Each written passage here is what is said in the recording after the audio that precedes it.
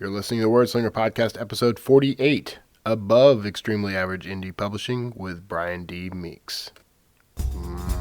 Whiskey. If you would like to support this program, or any of Kevin Tomlinson's work, then we invite you to become a reader. Get the Kevin Tomlinson Starter Library for free at kevintomlinson.com/starter library. It's the Wordslinger Podcast, where story matters. Build your brand, write your book, redefine who you are. It's all about the story here. What's yours? Now, here's the guy who invented Pants Optional, Kevin Tomlinson, the Wordslinger. Wordslinger. Hey everybody, thanks for tuning in. This is Kevin Tomlinson, the Wordslinger. Thrilled you're here. If you tuned in last week, you heard Andy Weir. And I got to tell you, the feedback and the kudos that came from that interview have been amazing. So thank you so much for tuning in and listening, for sharing it with friends. And I really appreciate that. And, you know, that was a great interview. I mean, it was a fantastic interview. And I want a lot more interviews like that. So thanks for tuning in. That was also the 1-year anniversary episode. So it was great to reflect on, you know, this past year doing the podcast and what's happened. And a lot's happened. It's been unreal. So thanks for being a part of that.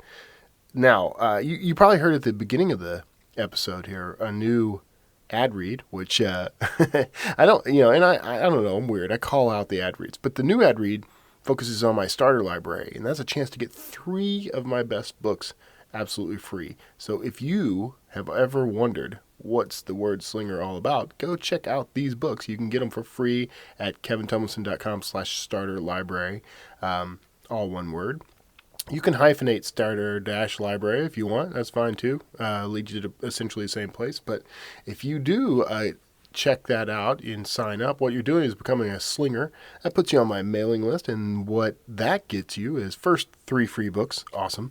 And then beyond that, you know, I'm constantly updating people on, you know, new book releases, new podcasts, new guests on the show, that sort of thing, new blog posts. I do giveaways sometimes. There's all kinds of crazy stuff that happens as a slinger. So go check that out. Thanks for being a part of it. And once you get the starter library, let me know. I've had lots of people actually write me emails immediately after getting like the first email from me, thanking them for getting on the list and downloading the starter library. And that's been kind of cool because they haven't even read the book yet, or the books. So go check that out. There's 3 books in that library. I think you'll enjoy them. They're a great place to start. Now, because we did the interview with Andy Weir last week, I actually owe a friend of mine an apology. So if you're listening, Brian Meeks, I'm really sorry that we bumped you so that Andy could be on the show. But you know, I'm glad actually that you're here because this week is a better week, I think, for getting to the information that Brian talks about. Because I've been talking to a lot of indie authors lately about marketing themselves, about starting from scratch in some cases, and Brian has a lot of great advice for that. And what's great about Brian actually, every now and then I get a guest on the show that needs no prompting whatsoever. And Brian is definitely one of those guys. He took it and he ran with it. So you get to hear some pure wisdom from a guy who's done it. If you're looking to break into this business, and I think a lot of my listeners are, in one way or another, there's some real great nuggets of wisdom here that you can glom onto. And that's a whole lot of interesting words used in one sentence. But I'm going to turn the mic over to my friend Brian D. Meeks. He's the author of numerous books, and I will have links to his author page in the show notes, so you can go check him out. Please do. Go buy his books. I'm reading one of his satires right now. It's really interesting. Really funny, actually. So go check him out. And without further ado, turning over the mic to my friend Brian D. Meeks. Enjoy this interview. Stick around afterwards. We'll do a wrap-up. And thank you again for being a part of the Wordslinger podcast this past year. Looking forward to many more years to come. Hey everybody, thanks for tuning in. Now today I'm sitting with somebody that I've only met you once in person, Brian, but you and I have had some back and forth chatter on Slack and Facebook. But we're talking to Brian D. Meeks, and he's an author. He's published 8 novels, and maybe by the end of September we're going to see at least 3 more out, right, in your new science fiction series. And that's correct. The Magellan Apocalypse. I'm already intrigued. So, well, I hope others will be as well. Now, normally you don't write science fiction. You write more sort of mystery, almost noir kind of mystery, right? Well, yes.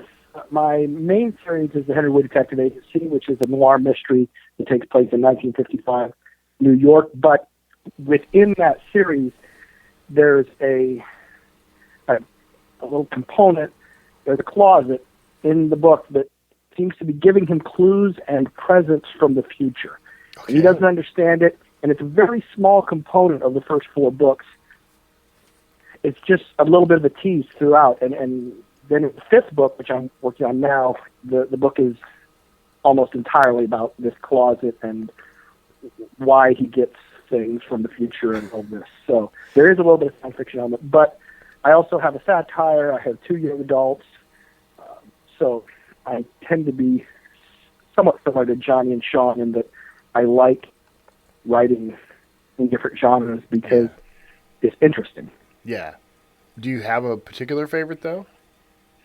Oh, my favorite by far is my satire, Underwood, Scotch, and Rye. I'm working on the sequel, Underwood, Scotch, and Cry, and because the character, his background is literature, he's a literature professor, I get to use all of the words that I love that I would kind of edit out of my other books. So I'm unleash my snark, my vocabulary, and there's just a lot of words that really are kind of dead, but I love them, and it makes sense for a literature professor to use them, but not any of my other characters in my other novels. I don't know. You can work stuff in. It's kind of entertaining every now and then to try to convolute somebody's dialogue to work in an obscure term. Yeah. I like to do it a little. I feel like in this day and age with Kindle and the ability for people to just touch a word and learn its meaning, I don't feel like it's such a negative to use things that maybe are not typically in people's vocabulary because they can learn a new word and it's so incredibly easy. Yeah, that's actually a very good point I hadn't considered before. We may actually be able to contribute to the heightening of the vocabulary of the nation just because of Kindle. So what, now that's your satire. What is the satire of? Is the satire the writing industry or what? So the satire it's a guy, Arthur Byrne, who is a college professor. Some years before, a couple decades before, he was a writer of some note, had a New York Times bestseller or 2. I don't remember if I specified, but he was a minor celebrity in the world of literature, and sort of lost his way, stopped writing, and decided he would go to college. I mean, as a professor, where he would be idolized by young, nubile TAs, and basically he could hide away from the world and be a bit of a lech. And and that's kind of who he is. I mean, I imagined when I was writing him, John Sutherland's character from, it was a minor character, but in Animal House, I don't know if you recall that, but I was kind of picturing him, a guy who sort of dropped out. And in the book, the professor, or the dean, and the president of the school, the dean of his department and the president of the school want to get rid of him, but he has tenure. Yeah. And so they're trying to drive him out of the school because there's a clause in their contract that will let them do so if he doesn't complete his class as assigned. And so they give him social media 301, which he doesn't even, he's a bit of a Luddite, doesn't know anything about computers, has never taken his office computer out of the box.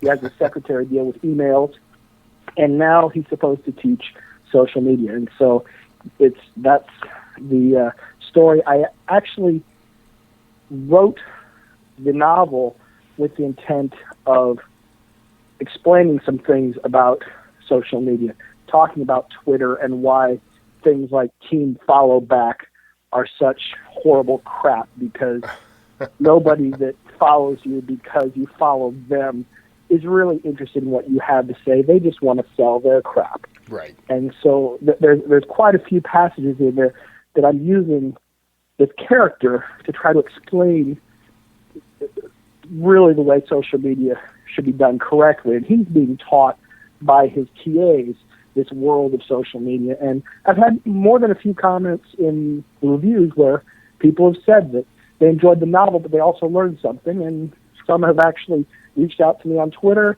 They've said they never tried Twitter before, but because they read the book. And so I kind of wanted to have that underlying theme of a little bit of education on an important subject that's timely.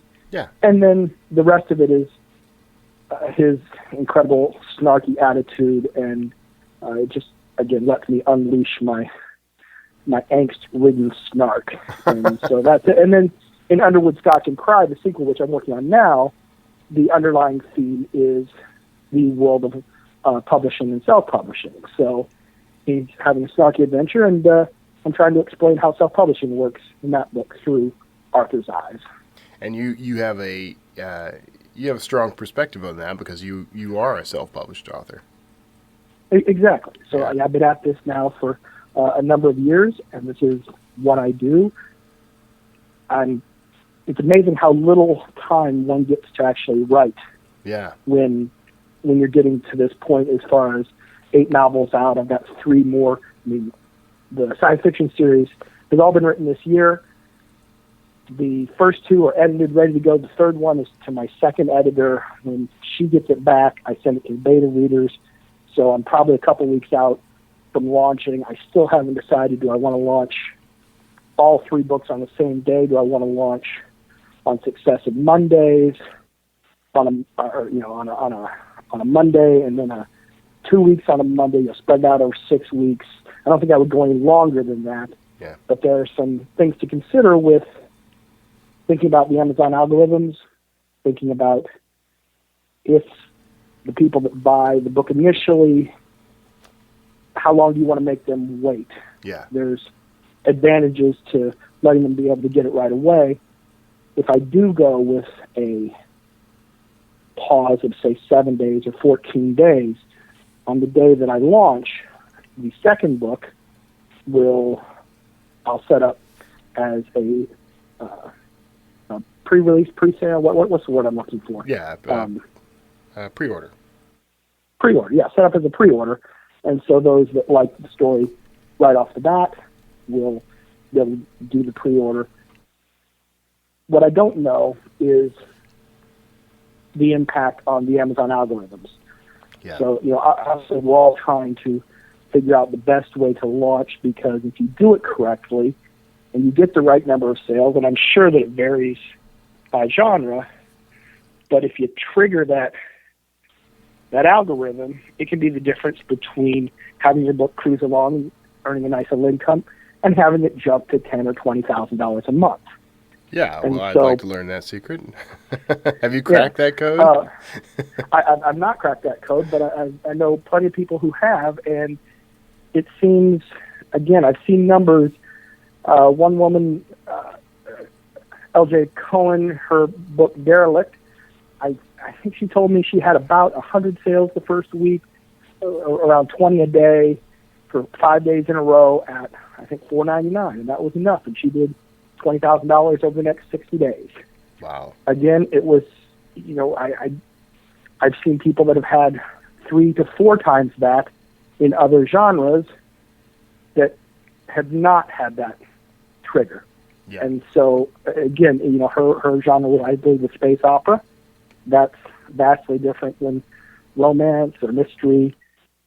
And, one just needs to really watch things closely. But if you can figure it out for your genre and keep enough close data, yeah, or accurate data, then you can use that information moving forward. It may not be something that would be necessarily applicable to the next author out there, But again, that's why I'm such a proponent of keeping incredibly detailed information, because there's things in there you can find that may well, improve your next launch. Yeah. And ultimately, it's about number of books, because I think Hugh Howey's Wool was his ninth.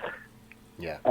If I'm not mistaken, it's very rare to see people that knock it out of the park on book one. Yeah. Most of the authors you see, it comes somewhere down the road. And I'm a firm believer that it's all about math.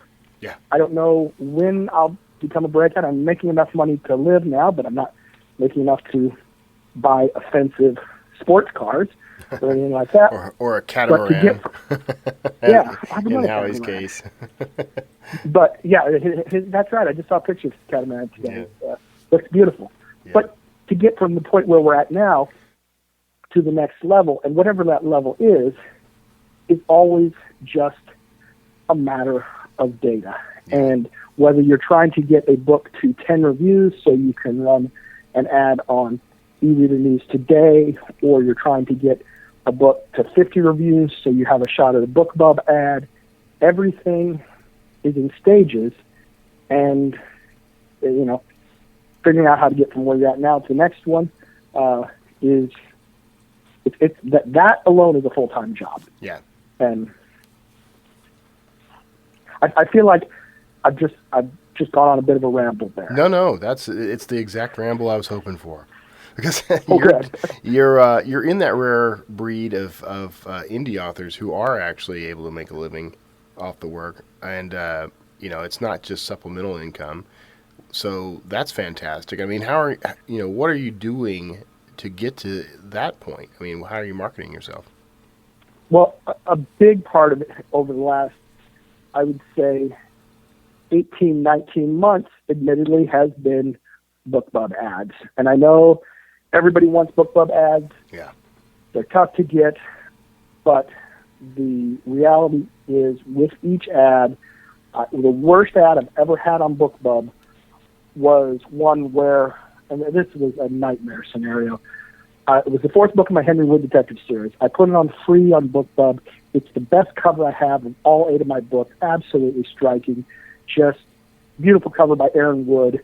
And got the BookBub ad. It went free. It happened to be in the email blast. It was, I think, the first book. It got picked up later that day by Pixels of Ink, which was another huge blast. I'm following it, and like I said before, I track my data incredibly closely. When I'm running a BookBub ad, I take a reading, meaning the number of downloads, the current ranking, look at all my other books. I gather a bunch of data every 15 minutes for about 20 hours. Okay. From maybe 8 in the morning till about 4 the next morning, and that's all I do. So I'm just gathering a ton of data. I know how many downloads per minute I have for each 15-minute segment. There's just a lot of things that I glean from this data. Yeah. So I'm going along. It's going great. I click over. I check. My book is number 1 on free. I've been to number 3 a couple times. Been to number 2 once. Never made it to number 1. Get to number 1. 10 minutes later, I get the first review, a 1-star. The guy says, this isn't the right book. And I was like, what? And I look. And the night before, because I just watched Udderwood Scotch and Rye, I had found a mistake in it. And so I fixed it, and I uploaded the fixed version to Henry Wood Edge of Understanding. So at this point, I've given away 35,000 copies where the cover says Henry Wood Edge of Understanding.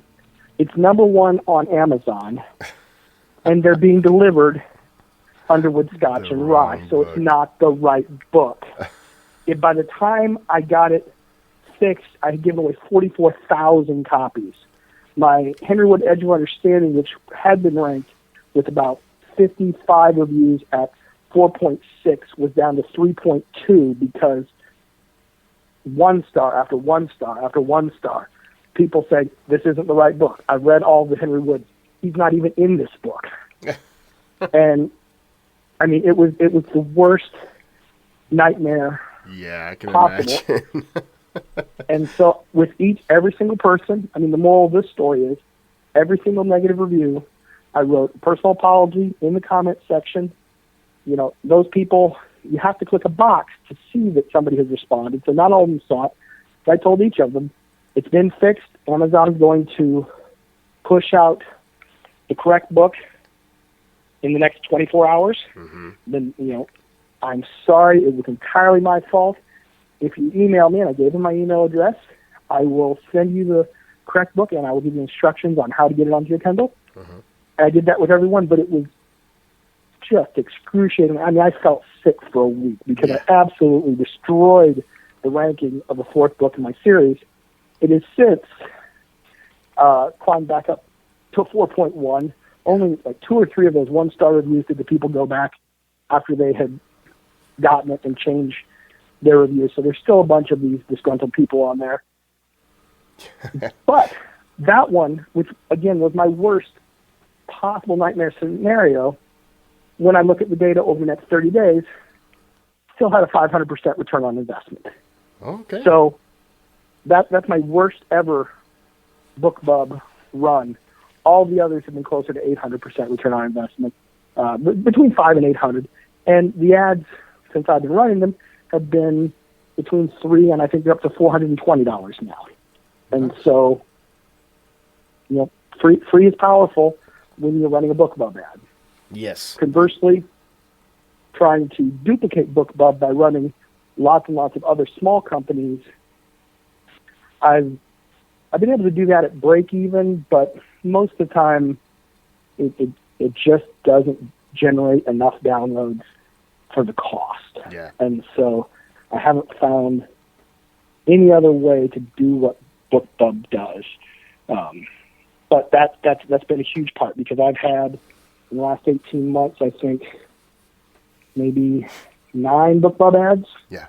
And that because of BookBub, it's 5 of my novels are over 100 reviews. I think 1 is over 300. 3 of them are over 200, and then one of them's at like 156. The Edge of Understanding. So it's gotten a lot of reviews. It's helped build up my email list. Yeah. That is another thing that has been a big deal over the last 18 months, is that I started taking that seriously. Yeah. You know, everybody says, do the list. And for 15 to 18 months before that, I had a MailChimp account. It was powerful for the people to sign up, but I got more people in the first month when I started doing Nick Stevenson's stuff with reader magnets and all. I got more people in the first month than I had in the previous 15 months. Wow. And it's just an absolute necessity. But for the longest time, every time I heard an author say, focus on your list, I didn't really understand what they meant for the list. Does it mean subscribers to my blog?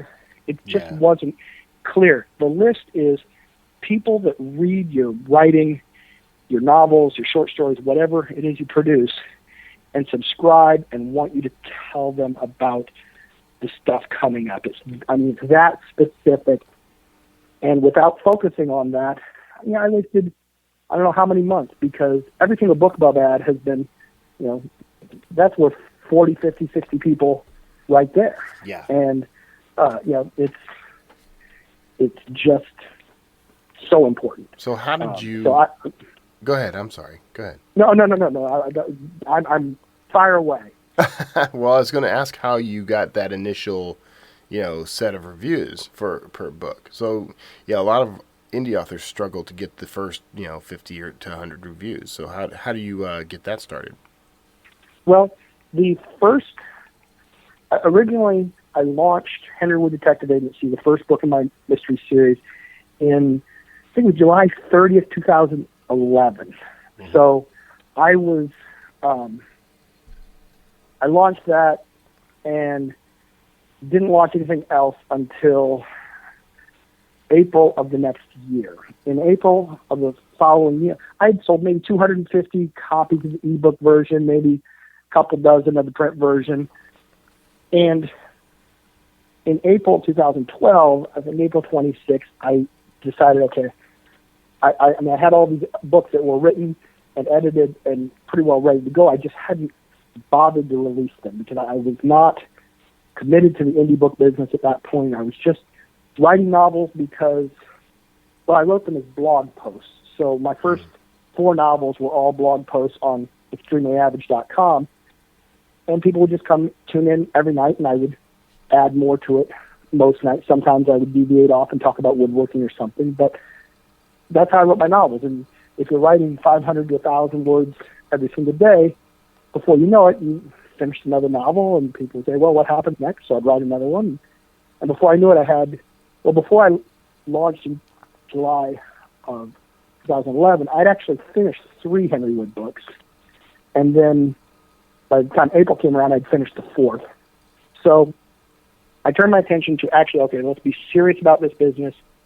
I want to try to sell my books. Yeah. And I relaunched the first Henry Wood and the second book in the series. And I started out with ads through eReader News Today. What are some of the others? Well, they changed their names, but there was a couple, and I can't remember their original names. But back then, I could run a 99-cent ad, and eReader News Today at the time they charged you 25% of your net profits. Okay. So they tracked using presumably a affiliate link the number of sales, and then they just figured out the 70%, or I guess the 35% because they were 99-cent ads, and then they would charge you 1/4 of that. So there was no downside. Those early ads back then, and this predates December 3rd, I think, 2012 was when Facebook really slashed their organic traffic to web pages. Yeah. And I know eReader News Today got crushed by that because they were typically, I could count on 200 sales in a day from an ad where I was just giving them 25% of my net, so I'd make $70 and they'd get 1/4 of that. Yeah. Well, you know, the day after Amazon or Facebook destroyed all the organic traffic or cut it back, it was less effective.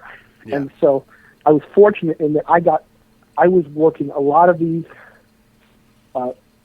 venues for advertising in an age where the time and effort they had spent on Facebook really paid off. So to initially get the ball rolling, I was pumping advertising into book 1, and then I was getting read-through into book 2, and then 6 weeks later I released book 3, and then a short while after that book 4, and then I think I released my thriller, I Touched a Guy for somewhere in there. And so initially getting the reviews was a function of having enough sales from these 99-cent ads, and then I started, Kindle Select came along, and we could do the free days.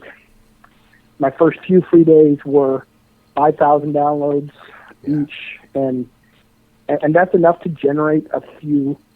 And so, like everyone, I begged for the first 10, and 10 was enough to get me into eReader News Today. And then there was, like I said, there was a couple others that required 8, and one that required 6. And so I was using these 4 or 5 venues just as often as I could to drive traffic to my books, and slowly over time they built up. To get my first BookBub ad, though, took me probably, I think, 9 months, because I think I got it on my 9th attempt, and then I ended up with like 30,000. I think I had 52 reviews at the time that I got the ad, got about 27 to 30,000 downloads, and over the next 30 days picked up another 80 reviews on that book. And then that was enough that it got book 2, because of the read-through, the people that read through after book 1 were also the ones most likely to read reviews, and if they left a review on book 1, they were also likely to leave a review on book 2. So I found that about 60 days out, I kind of got to that 50 threshold with book 2. And I was somewhere in there. 44 to 50 is when I got the first free day BookBub ad for Hemingwood Time and Again. And I ran that, and again, it get me 70, 80 reviews after that. So, like everyone, I scraped and begged for the initial reviews, and then the follow-up ones came because of free day promotions. Literally, 30, 40,000, 50,000 books out there in people's hands. To get to 100 reviews. Yeah, so, and it's an ongoing fight to to keep getting the reviews, keep getting people on the list. So it is. I admire I'm trying right now. Yeah, I have a book, Killing Hemingway, that is it's not actually about Hemingway. It's a metaphor. This young man, he's a genius, and we look at his life in 3 acts. The first act, he's 6, he's in first grade, and we see him as he has this run-in with his teacher in first grade, and the principal, instead of expelling him, promotes him to 3rd grade, so he doesn't have to be around that teacher. Okay. And then the second act, he's 12 and in 11th grade, and in the third act, it starts out, he's 18 years old, he's just finished his master's degree from MIT in theoretical physics, and he's decided that he wants to go to college like a normal 18-year-old, get a degree in something that is entirely worthless, has no societal value. And his parents say, sure, you're 18, you've got a bachelor's and a master's from MIT, do whatever you want. He says, so I'm going to go back to college, I want to be a college kid, and I'm going to get a PhD in literature. Since, in his mind, literature has no redeeming values, but he loves books. Yeah. It's not theoretical physics, and he'll go back and get his theoretical physics PhD and win his Nobel Prize sometime later on in life, but he just wanted to be a normal college kid. So this Teddy, we follow him in 3 acts, and it is a delightful book. It's got, I think, a 4.8 average on 25 reviews right now.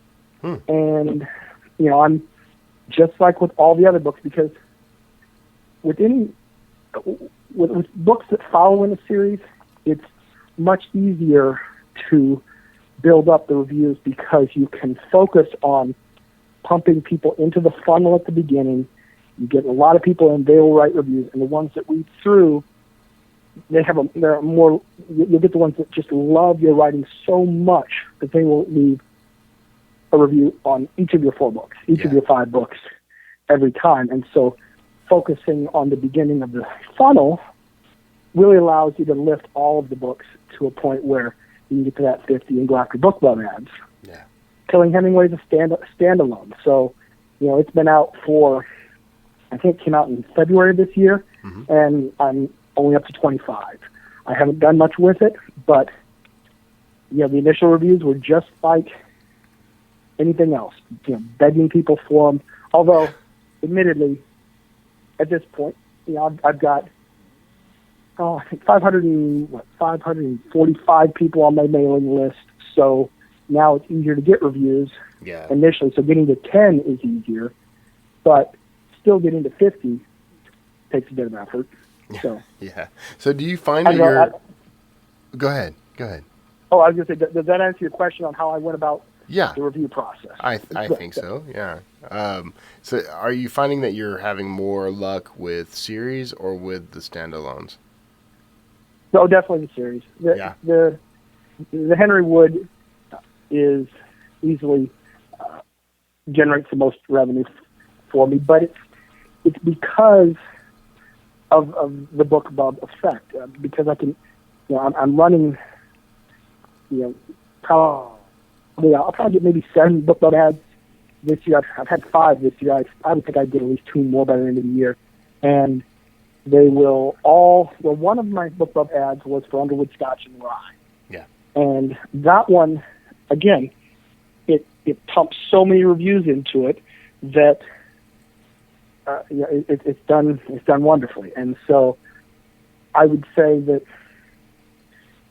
head to head, the first book of the Henry Wood series and Underwood Scotch and Rye are probably pretty similar, but the difference is with Underwood, Scotch, and Rye, I haven't finished the second book, so people have no place to go. Yeah. And when you're dealing with different genres, I get a lot of people that leave comments or write me emails who tell me that they just like my writing and they're willing to jump and read whatever I write, which makes me incredibly happy every time I see one of those people. But there's also people who I had a 1-star review, somebody that found me through Underwood, Scotch, and Rye and didn't like the Henry Wood. He read the first Henry Wood book, didn't care for it at all because of the science fiction element. And so, you're not going to get everybody to cross over among the genres. Yeah. So that's the danger of jumping around to different genres. But I feel like it's made me a better writer. I mean, do you feel you're carrying enough with you when you do that? I mean, when you go to a whole new genre, how many people drop off typically? I would say, I mean, probably most of them. I don't know the percentage, but there's if I did the math, the old 80-20 rule or whatever, the most hardcore readers, the ones that found the Henry Wood series and read all 4 books in 4 days, those people will read anything I write. And I feel,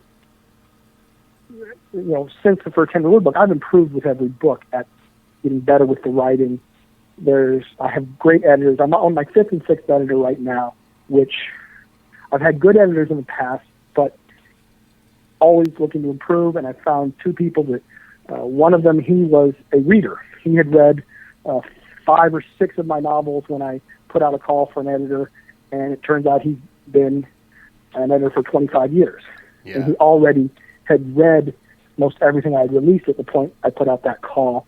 So he's been an editor on my science fiction series. I send the novel to him first. He goes through it. He's got 25 years experience, and he finds my mistakes and fixes them. And then I pass it on to another editor who she went to Stanford, has a master's degree, 10 years experience, and she catches the stuff that he misses, because even with 25 years experience, editing is hard. Yeah. But since I've got these 2 people that go through 2 passes, when I send it out to my beta readers now, I typically am less than maybe a dozen, 15 things that a team of 10 beta readers will find. Yeah. Whereas it used to be 40 to 50. So the quality has improved. But again, there's readers like Brian, my first editor, who just liked my voice, and he would read everything. Yeah. But some people just want to read mysteries. They don't want satire, or they're not going to read a young adult. I have a Secret Doors. Yeah. The challenge is a young adult Harry Potter type thing, and that doesn't appeal. So I don't know what sort of bleed through you get, but it's, again, I just don't think I would write as well as I do now if I just written Henry Wood books. Yeah.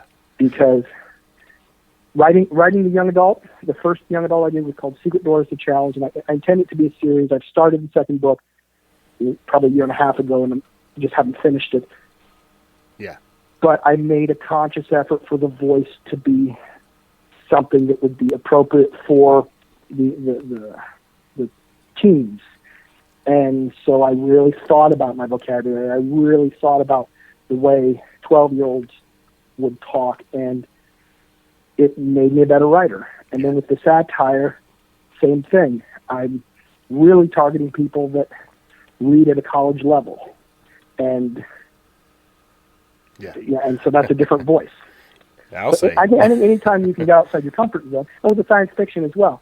Mm-hmm. I mean, I read some science fiction, but I'm not one of those people who has read everything in science fiction. I've read a little bit. I would say it's probably my 3rd favorite thing to read.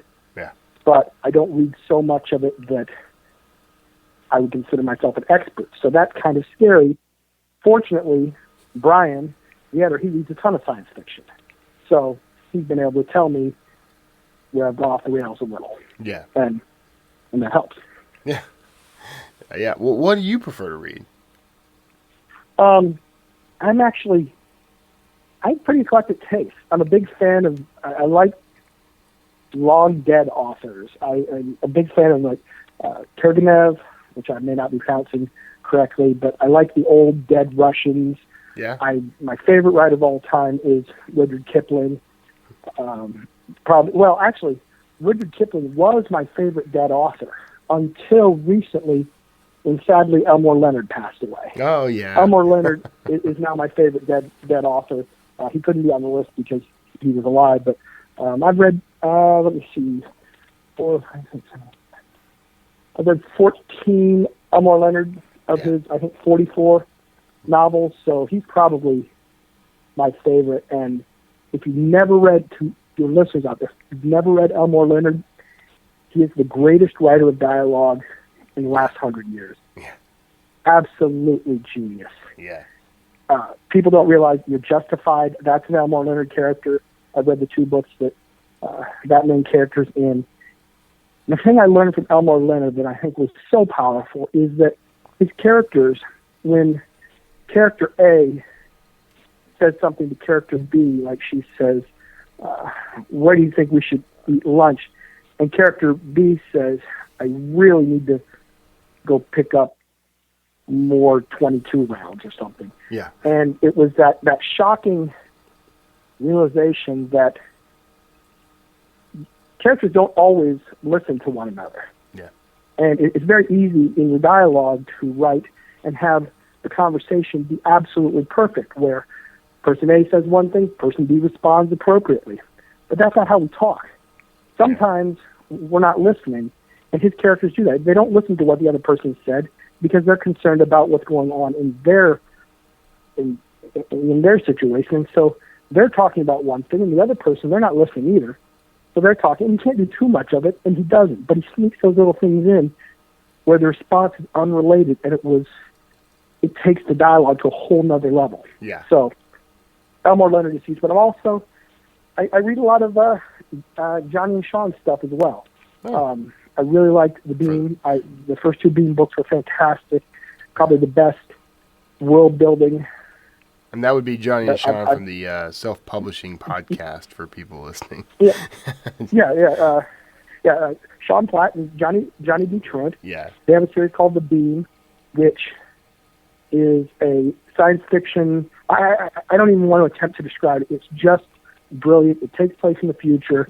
It looks at what our society might be like, addresses a lot of questions, but they did a fine job of crafting this world that I'm hopeful, and I think they intend to write in that world for years, if not decades to come. And it's the sort of place where I would absolutely want to read any sort of adventure, any sort of side stories that come off of it, and they've done a little bit of that.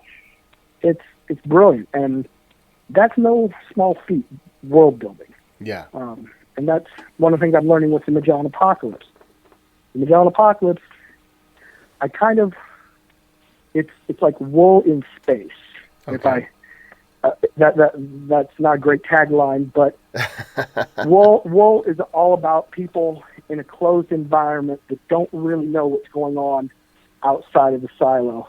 Right. And I kind of wanted to do something similar, but mine is this ship that is I call it a colonist class ship. It's 100 miles by 40 miles wide by 12 miles thick in some parts, and it's designed to carry 10 million people to another solar system. Yeah. And so it's really a floating country.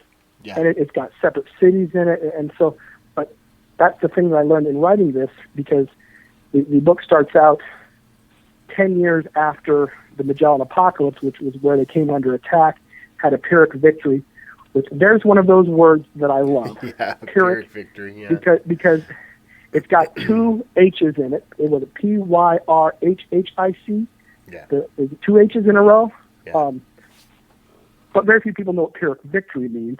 It's simply you won the battle, but your losses were so significant that it really doesn't matter because you don't have any army left. And that's the situation for this ship, is that all of their fighters were destroyed. they managed to get rid of the Navarines' attack ships, but when it was all said and done, there were still Navarine boarding parties that were now trapped on this giant ship. The ship locked down, and we are looking at Cargo Bay 37, where 1,200 people survived, and they're trying to, and they've been surviving for 10 years, living in this space, and the ship's badly damaged. And so the first book is called Map Runners, and it's about them trying to explore the world in the near proximity to where they're at. Yeah. And of course, the ship is filled with scavengers and things like that. And so I'm trying to build a world on this ship, and hopefully people will like it. I like it. I mean, I love the book, and really that's my target audience. But that's important though, because some authors start writing a series and decide partway through that they don't really like the series anymore. So it's important to like your work. So when's the first book for that coming out? I'm thinking. Well, I'm going to make books 1 and 2 are ready to go. I mean, I could literally flip the switch on them tomorrow and have them go. But I need to decide. Book 3 is probably 3 or 4 days done from being through my second editor, and my beta readers usually take a week. So 2 weeks from now, I should have all 3 books ready to go. But then, I mean, I don't know how many times in my life I'm going to have 3 novels in a series ready to launch simultaneously. So I kind of want to get it right.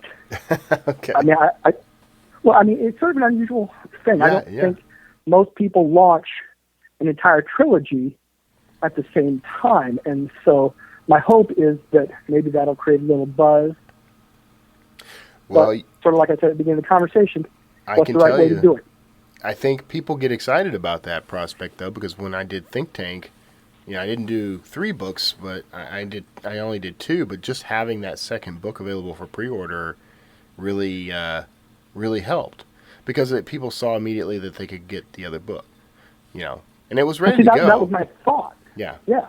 So tell me about your launch. Can you tell me a little bit about how you handled your launch? That would be helpful. I actually set mine 30 days apart. So I did the first book. Okay. I had a CTA to pre-order the second book, and I had the pre-order ready to go. I had a CTA to pre-order the third book, which it's still there. It just hasn't. I haven't matured it yet. So I'll be. Okay. It's with editors right now. So the third book is available. It's just not. The third book is ready to go. It's just not available. So. Sure. And what I've seen is a cascade from that. Like people like the idea that they can do it. I think more people are more interested in getting all 3 at the same time. So, but those are the people who are going to wait. The people who are willing to take a chance and try you out on the first book, especially if the first book is free, are going to be excited that there's a second book and will likely pre-order. I haven't really found too many advantages to pre-order other than the psychological buff that I get off the whole thing. So.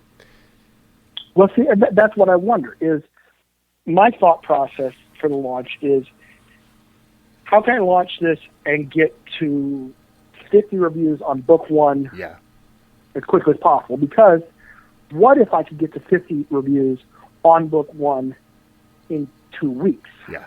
If I did that and then could get a BookBub ad, because now with BookBub, it used to be that the key to getting an ad was pick a date. They wouldn't go more than 30 days out.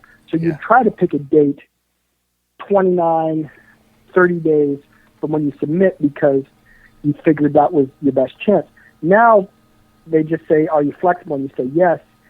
And I've had ads where I submitted, was accepted within 24 hours, and my ad was going to run 72 hours later. Yeah. So if they accept you, the turnaround can be incredibly quick.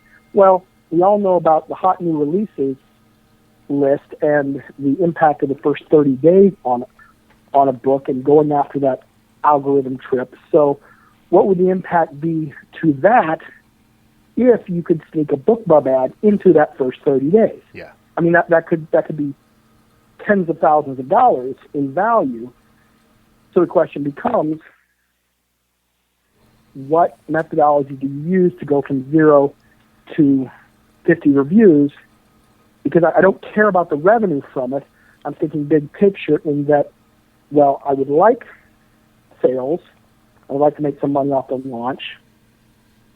I'm more interested in the reviews. So do I launch and then launch at 99 cents?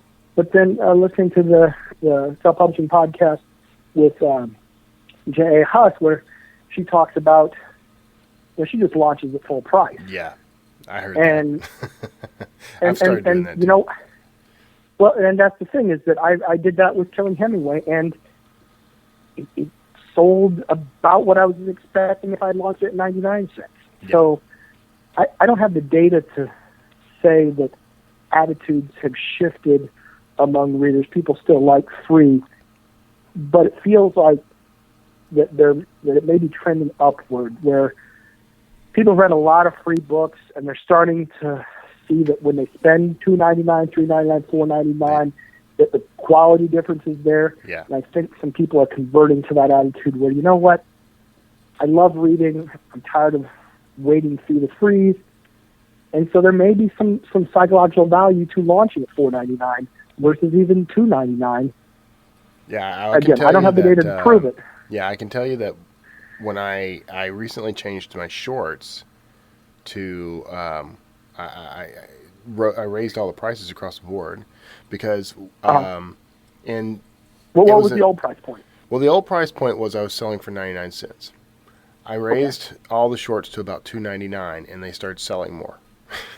So, well, see, there you go. So I think that shows something. Now I still have a couple of things that are at the 99-cent mark, stuff that I thought was too short, to justify a $2.99 price. Sure. But I'm seeing more sales, and it's really interesting. Within the first week, I was already topping the all the combined sales of a given book, from just single book sales. So it was really interesting. Yeah. So, well, and there's also the issue of, does one launch exclusively on Amazon, or do you go wide? Now, my Henry Wood books, I've gone wide on, and after that was something valuable that I learned with the Book Bub promotion. The last one I ran, which was 3 weeks ago, for the first book in the Henry Wood series, which has been perma-free for about 3 months now. Now, this is the first time that I've had a Book Bub promotion where I wasn't exclusive to Amazon. So I ran the promotion, and I got to have free downloads on Kobo and Apple. I don't have it free on Nook. I don't know why. Laziness, probably. But I got 10,000 downloads on Apple iBooks. In the 3 weeks since then, I've generated $175 in revenue from book 2 in the Henry Wood series on Apple iBooks. Yeah. My lifetime sales from Apple iBooks prior to the 24th of last month, when I ran that, was $9.80. So, so obviously the impact there is pretty significant. And so but even there, I'm questioning whether I should pull it off perma-free now. And because the interesting thing that I was concerned about when I ran that ad was, we all know about the BookBub post-ad bump. And that is simply where you get read-through, but when you turn off your free promotion, usually most people are in Select, and so they've run a free promotion using their free days. When you turn it off, you immediately get an increase in the number of paid sales for the book that had been free. Yeah. So by me leaving it on perma-free, I knew I wasn't going to be getting any sales of Henry Wood Detective Agency because it was still going to be free. Yeah. What I found, though, is that I had been getting 10 to 20 downloads a day of Henry Wood Detective Agency. Now we're 3 weeks out. I'm still getting 200 downloads a day. For the first 10 days, I was averaging 500 downloads a day. So the number of people being put into the funnel was vastly greater than if I had pulled the plug after 2 days of free, which was what I had done in the past. And as such, the read-through, because again, I'm not I mean, I would get $400 to $500 in revenue from the book that had been free through the BookBub ad in the first few weeks. And so I'm not getting any of that, but the read-through from continually having people into the pipeline has been greater than what I gave up on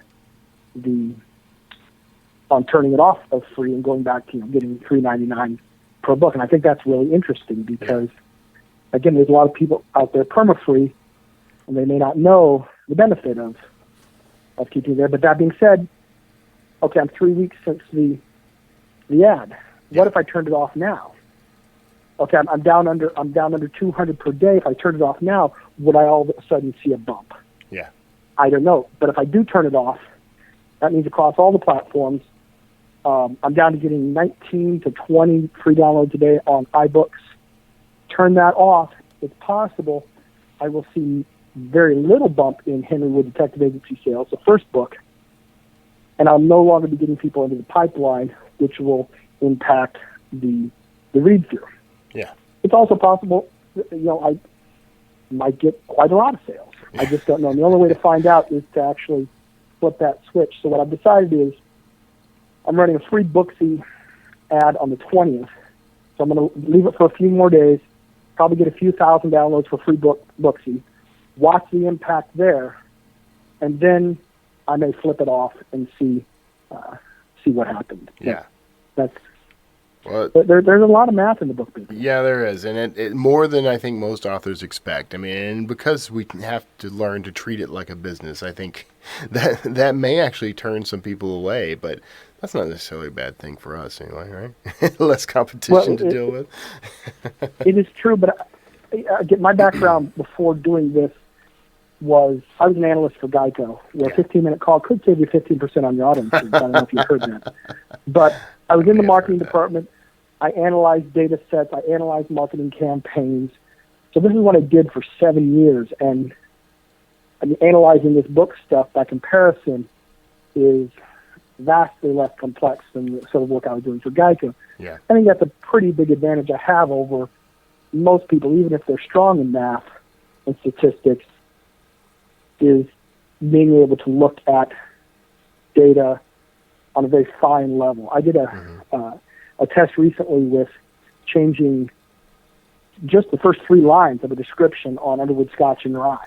Yeah. And I'm doing some advertising every single day, and I was able to verify absolutely, without question, that change increased my ROI by 35%. Oh, I mean, it was immediate the next day, and it's been 4 weeks, and that little change impacted. So I tried a change on one of the other books I've been advertising heavily.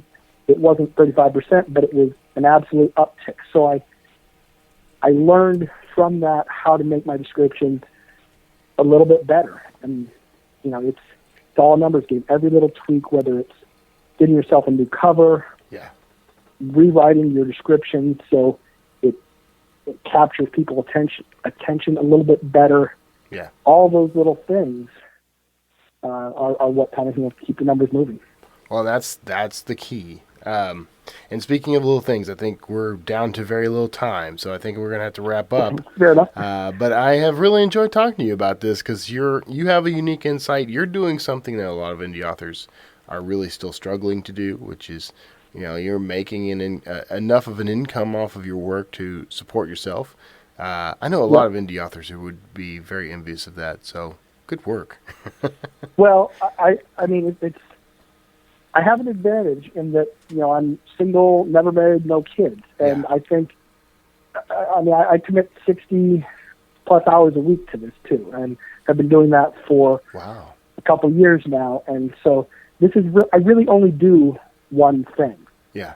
And because of that, all my time is spent, whether it's audiobooks, every single aspect has been just focused on one thing for a couple of years, and that has led to my success. But that shouldn't get people down that have children and have jobs and everything, because the beauty of this business is there isn't a shot clock. Yeah, yeah. I might put out 5-6 books this year.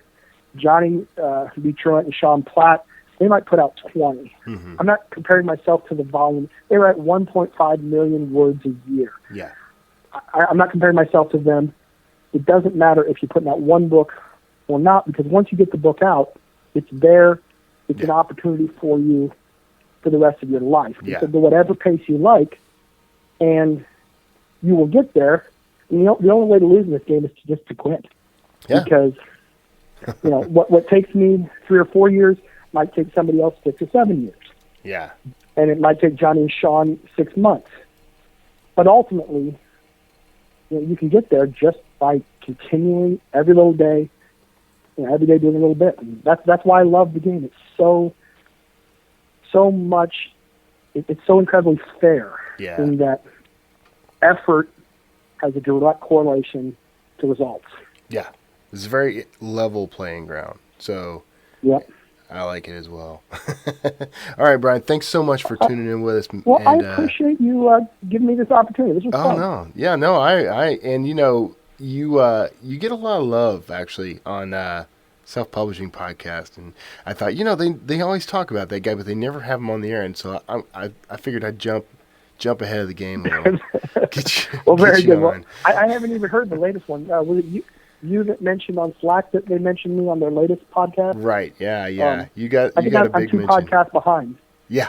I'll have to check it out. Now that they have the new format, you really need to go check it out. It's the very first episode of SPP 2.0. So maybe one day Wordslinger podcast will be big enough to have a 2.0. Well, that's kind of cool. You might have a quick question. We can go off air if you need to wrap this up. Let me wrap up real quick, and then you and I'll keep chatting. So you hold on the line, and everybody else listening, you guys make sure you stick around for the wrap up at the end of the show. And of course, tune in. You can check my show notes, get more information about Brian D. Meeks and his books. You can visit him online at extremelyAverage.com, which I got to take issue with your domain name, man. Extremely Average. No way. I think it's funny. Again, it is funny. It is funny. Combining extremely with average just makes me laugh. And I've been using that since 2010. I'm a fan. So go check him out. Check out the show notes for links to that, his author page, and anything else I can think to put in there. And Brian, thanks so much for being on the show, man. We will. Thank you. I absolutely loved it. We'll have to have you on again. All right, everybody, stick around. And that was Brian D. Meeks. The dude's a card, man. And we have conversations. We're in a Slack team, I guess you call it, on Slack. But those of us who were at the Colony Summit in Austin back in April of this year, 2015, all of us kind of gathered and clung to each other, and we offer each other support and advice, and sometimes we cut up together. So, and Brian follows me. We follow each other on Facebook, so we get an opportunity to interact. If you want to follow and interact with me on Facebook, you can do that. Easy enough. There should be a link on my site. If not, just look up Kevin Tomlinson. There's at least a couple of us, but there's 2 of us that I know of. I'm the one who's not Kevin Adonis Tomlinson. Although you would think that would probably be me. But hop on. You can check that out. I'll try to put a link in the show notes to that. But it was great talking to Brian. I love talking to indie authors who are succeeding. I mean, who are doing this. And not all, the measures of success change per author. Money is not always the biggest measure of success. It's frequently not. I mean, I consider myself a successful indie author at this point, and I'm not making a full-time living just from the books. I mean, I still have my business. I'm working on it, and I'm getting there. I'm getting closer. But, it's about, I like the idea that, I've defined what success means to me. There is a dollar figure in there. There is something that I want to, I want to attain a level of financial income from the books that, supports me and my wife and our dreams. But, there are other aspects to that I've seen happen, especially in this past year. I've got more and better interaction with my readers than I had before. I've got a much bigger reader base than I had before. I'm seeing the book get picked up. This past week it got picked up by Apple in a promo. So, depending on when you're listening to this, today is September 11th, and I should shout out, in memory. I mean, I want I want to commemorate September 11th. I don't want to dwell on it too much in this episode. Painful memories for me for September 11th, as there are for millions of Americans. But sliding past that, this week, September 11th, 2015, is Friday.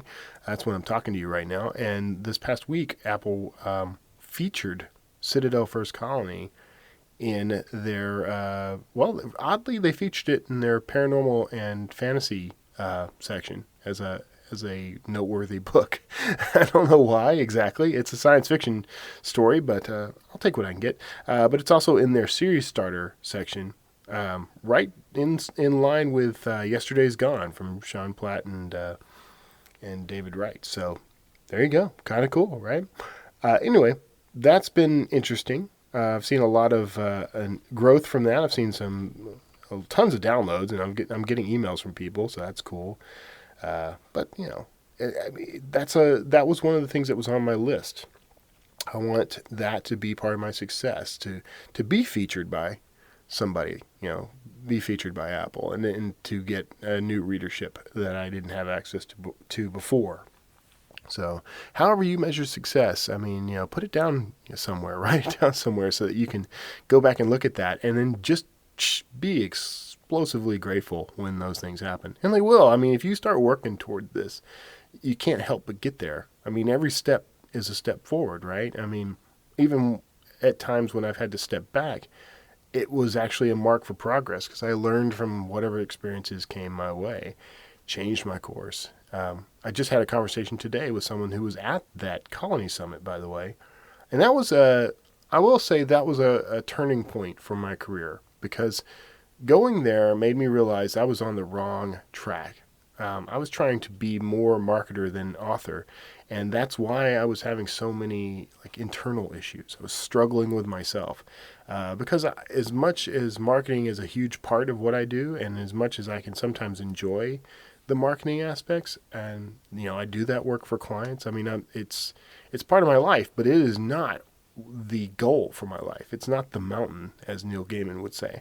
And my mountain was being an author, a full-time fiction author, a novelist, and I'm getting there. I mean, I'm there. I mean, full-time might be a little questionable because I do still have clients, but I'm doing much more in that vein. I've this past year, I've released.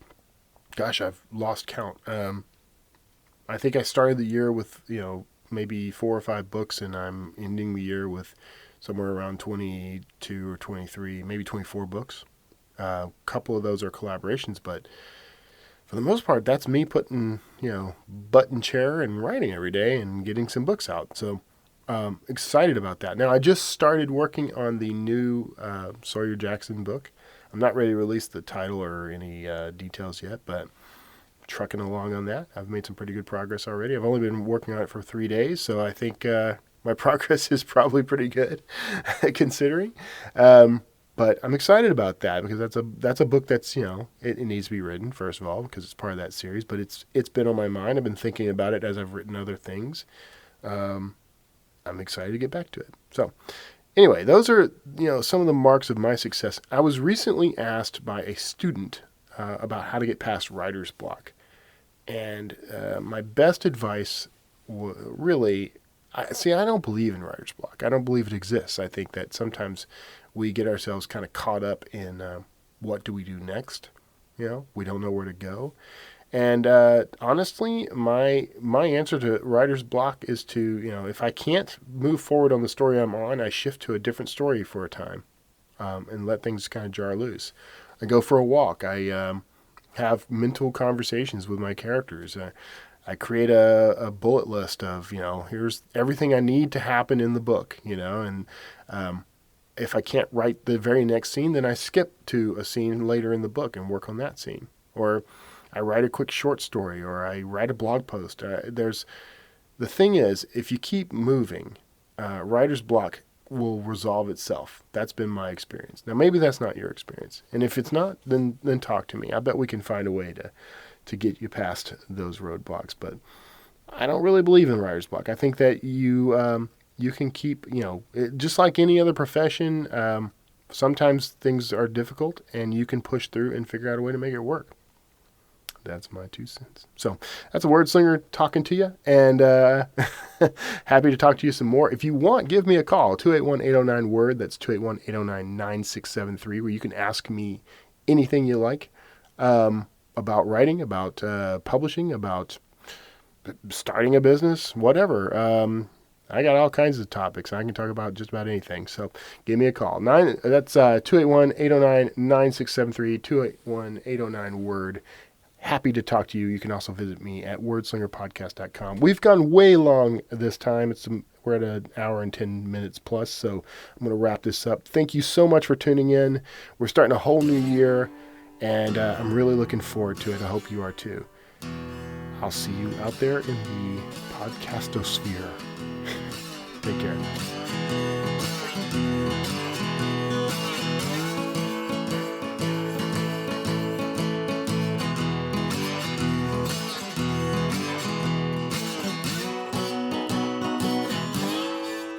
Word Slinger.